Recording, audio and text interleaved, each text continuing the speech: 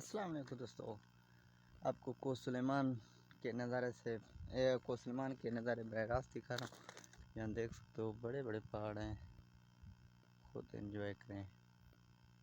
कोसुलेमान की बेस्ट इलाके, यहाँ से जेप्सम का जो काला सीमोटा है ना, यहाँ से निकाला जाता है। कोसुलेमान के बेस्ट इलाके, बेस्ट नज़ारे हैं।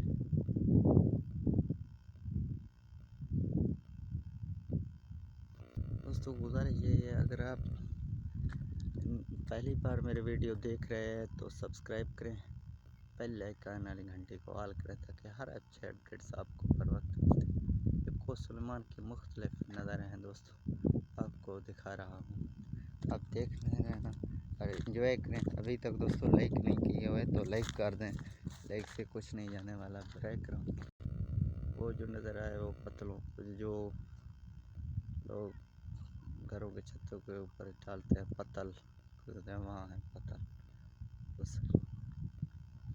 दोस्तों एक कहीं ही मशहूर डेले होंगे घर तो नहीं किया था उसे ये चूँकि कोसुलेमान दा करी है ये पैसों इन मशहूर डेले होंगे बस। दोस्तों मुझे भी देख सकते हो, चूँकि मैं भी कोसुलेमान में मौजूद हूँ, आप मुझे देख सकते हो, मैं भी कोसुलेमान में मौजूद हूँ।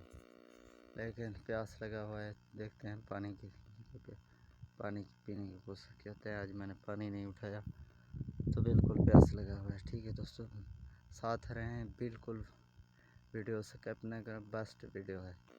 लेकिन याद रखना इसको हम उतारेंगे नहीं, आपको दिखा भी सकते हैं जो कोसुलेमान का चिराग है। आप देखें कैमरा अगर आपको दिखा रहा है, मैं कोशिश करता हूँ, हाँ भी दिखा रहा है। ये है कोसुलेमान की चिराग, आप खुद भी देख सकते हो। हम इसको उतारेंगे नहीं बिल्कुल, लेकिन आपको दिखा रहा हूँ। अब देखो खुद, ये लोग जुल्म करते हैं। अभी सर्दी है, हम उसको इसलिए नहीं उतारते। लोग अभी तक भी उतार रहे हैं, हम इसको कुछ नहीं कहते क्योंकि सर्दियाँ हैं। बिल्कुल इसी